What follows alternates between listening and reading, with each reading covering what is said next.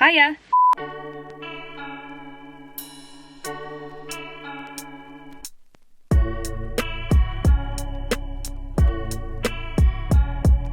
So the lighting in my house is really bad, so I decided I'm gonna film in my car today. Literally freezing outside. Gotta do it for the lighting, am I right, ladies? Today's a very exciting video, ladies and gentlemen, because it is the first video in my study abroad series.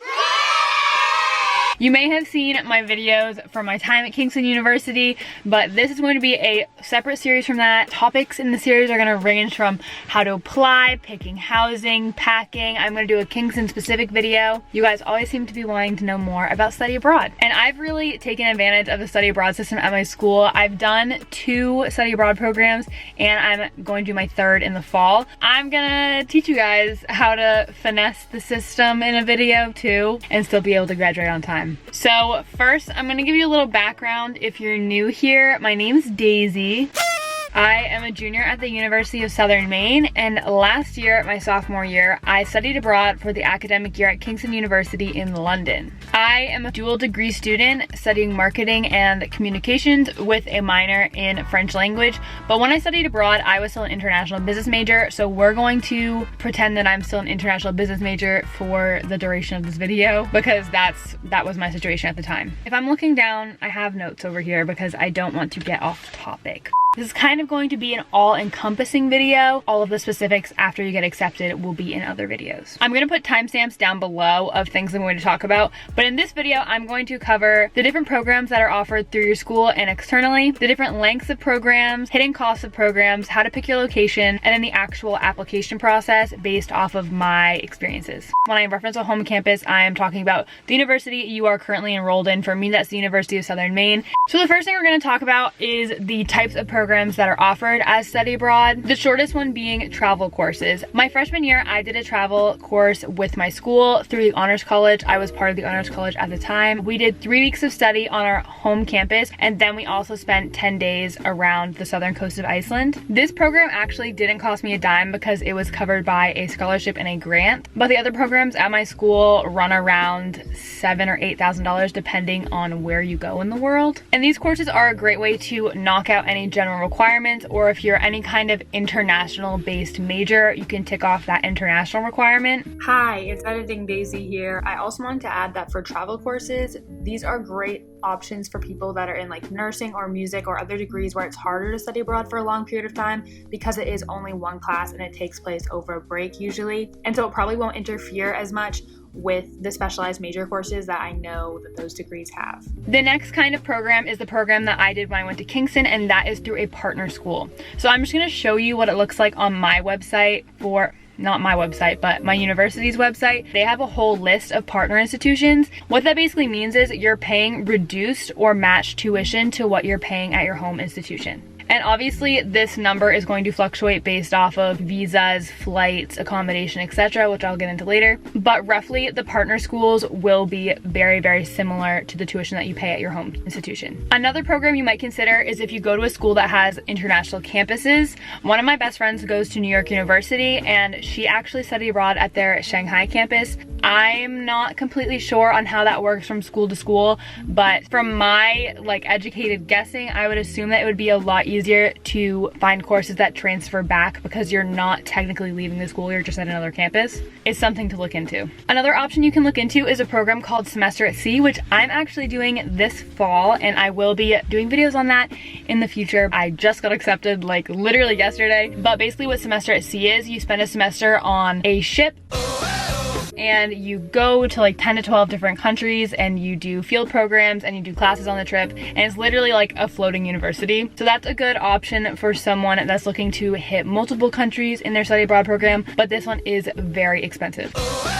Another option for studying abroad is going through an agency such as CIEE, CIS, CEA, SIT, ISEP. All of those are agencies which you can go through and you can get those programs approved by university, so they'll match you up with a program if there isn't a partner school or another option for you at your school. And then the last option that I'm going to talk about today is travel programs that are for digital nomads. So a lot of universities offer online courses, and there are also programs, I don't remember the one that I'm trying to think of the name up. I'll put it on screen now, but I think that looks like a really cool program if you're doing online classes, because it allows you to travel, but it also gives you time and the resources to be able to do your classes or do an online work or online internship or whatever. That one's probably like a little bit traveling outside of the realm of study abroad and more into like, I don't know, digital nomad experience. The last option for studying abroad is applying to go to school full-time, which is kind of what I wish I did, but everything happens for a reason, so it's whatever. But this literally just means that you're going to school there full-time and your home institution would be your institution abroad. So the lengths of the programs I'm talking about are kind of going to increase in price as they increase in length, which is kind of obvious. So as I already talked about, travel courses are probably the shortest option. My travel course was a month long, but it only had 10 days abroad. But from my understanding, those courses can span between a week and a month, and those courses also usually happen during your break. So like mine was during my summer break. The next longest length of program, and probably the most popular, is a semester abroad. Fall semester, spring semester, or summer semester. I think that the most popular time people study abroad are the second semester of their junior year or spring of their junior year. Third year, if you're not American. The next longest is what I did. I studied abroad for an academic year, and the reason I did that was because I felt like 4 months was way too short to be able to fully experience the place and the people and the culture of where I was going. And I went home during my winter break. Collectively, I was there for about 9 months. So my program was early September to mid-December, and then early January to the end of May. Actually, it was to the end of March, but then I didn't have any finals, and so I traveled until the end of May. But my lease on my flat wasn't up until July, so I could have stayed until then. Now I'm kind of scrambling. We're gonna move on. So now we're gonna move on to picking your location, which I think is the most fun part and also the part that requires the most research. So things you should take into consideration when you're picking your location are obviously things related to money, including flight cost, visa cost, and accommodation costs, currency exchange, and the proximity to other major airports or other major hubs. I think that those are the ways that you go broke, for sure. So when I studied abroad in the UK, I studied abroad in London, which is a major European hub, and so it was super cheap for me to travel anywhere, but also it was really expensive for me to live there because it is literally one of the most expensive cities in the world, and additionally the dollar, the American dollar, is weaker than the Great British Pound. Great British Pound? GBP. GBP is stronger than USD. That was not the best for me. Whatever, I'm glad I did it. And then your visa costs can also get really expensive, especially if you wait to the last minute like me. The thing with visas is you have to wait until a certain window of time before your program, before you can even apply for one. So I waited until it was really late to get my visa, and I ended up having to pay like nearly $2,000 for my year-long visa. So don't do that. The next thing you should consider also kind of relates to money, but your school and other programs will offer scholarships for places that aren't traditional study abroad destinations. So at my school, there were a lot of scholarships for study abroad in Asia because most people study abroad in Europe and Australia, or like English speaking countries, because that's kind of a good segue to my next point, the language barrier. So I obviously am American, I speak English, and like most Americans, I only speak English. Oh my god, the lighting just changed and I literally look like a vampire. I am so sorry. A lot of the schools that are partnered with your home institution are English-based universities, or the courses you'll take are English-based courses. So you're not gonna have to worry about studying abroad in Spain and not knowing any Spanish and having all of your classes in Spanish. Unless you're a Spanish major or minor, then you're probably gonna have to study it in classes that are in Spanish. And then the final thing you should consider is the political situation, or like how people feel about Americans there, I guess. You can sign up for alerts from your embassy if you are living abroad, and they will send you out emails when there is something going on and things you should be aware of. When I lived in London, I only got a few of those alerts because there was a problem. This isn't funny. I laugh, but it's not funny. There was a problem when I first got there. Like, there was some shady stuff going on at tube stations. Like, people were getting pushed on the tracks and people were getting like stabbed, but luckily I did not encounter any of that. Also, whenever there was any kind of terror attack in Europe, even if it wasn't directed at an American, the embassy will send you a little alert being like, hey, you should probably be aware of your surroundings. But if you have good common sense, then you'll be fine. So next we're gonna talk about actually applying to your program, which is the most annoying thing you're going to have to go through. You're gonna have to jump through hoops, you're gonna have to get so many signatures, request so many documents, and it's gonna take a while, not even gonna lie. But we all survived the college application process, so you will survive the study abroad application process, I promise. I have to go through it a second time for semester at sea, and I am not happy about it, but I will do it because obviously the experience is worth it. Once again, I studied abroad as a sophomore, and I honestly started looking into study abroad programs when I was applying to the school. I first inquired about studying abroad in, I think it was like second half of the first semester of college for me, which now that I think back at it, that was so early, and I am literally a crazy person, but it's fine. This steering wheel is really starting to annoy me, and I'm really sorry about that. We're just gonna pretend it's not here, okay? All right.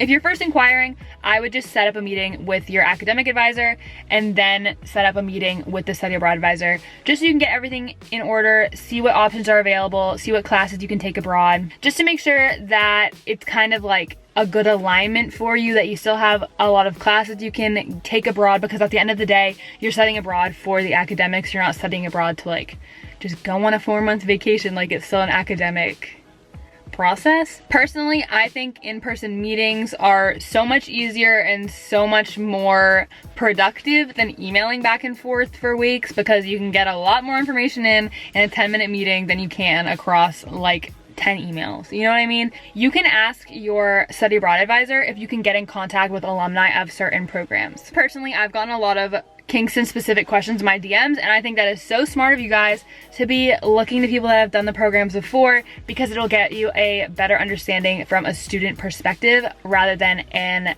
advisor's perspective who may not have even ever been to that country, let alone studied abroad at the school that you're going to. Applying early also means that you have access to the scholarship portal early, and you can write your essays for those scholarships early. Even if the deadline for the scholarships is later in the year, just having all that information prepared will save you so much.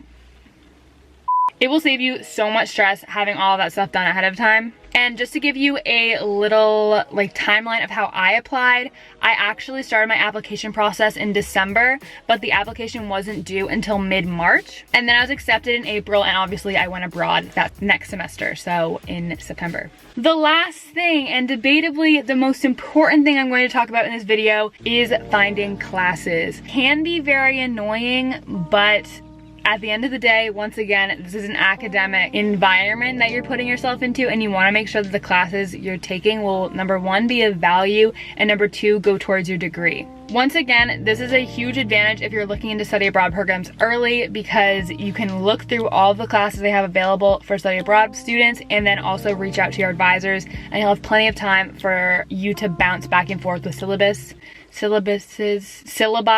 so you can get those classes approved, so then you don't have to stress about it when the application's due. So what I did, and what you'll probably have to do, is you'll go on the abroad institution's website, and then basically you can just search study abroad classes, Kingston University. In the UK, they're called modules, not classes. But on the Kingston website, I know that it lists them by major, and then you can click on that and it'll bring you to all of the syllabi for those classes. And then you can send those classes syllabi to your academic advisor so you can get those approved, so you can get them transferred back to your school, and you won't have to take those classes at your home institution, because that's literally what study abroad is. You're taking classes that you won't have to take at your home institution while being abroad. Also, if you send more classes than you need, then you'll have plenty of options in case there's something that collides in your schedule. And study abroad is the perfect time to get your general requirements out of the way. I hate general requirements. I don't get why they're there.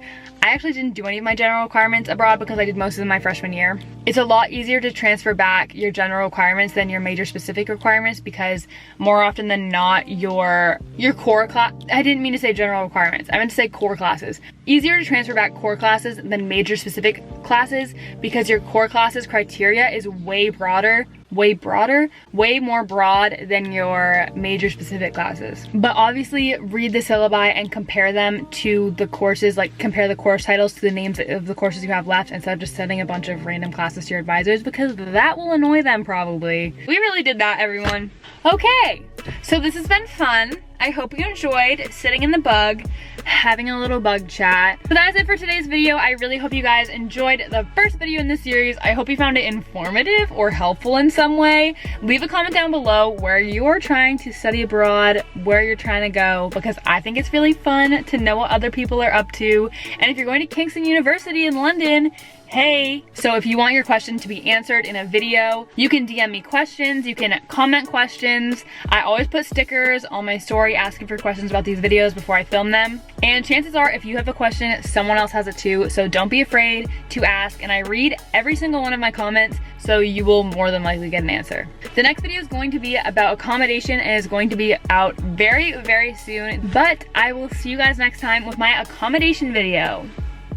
Bye. I'm like, is the lighting still good enough?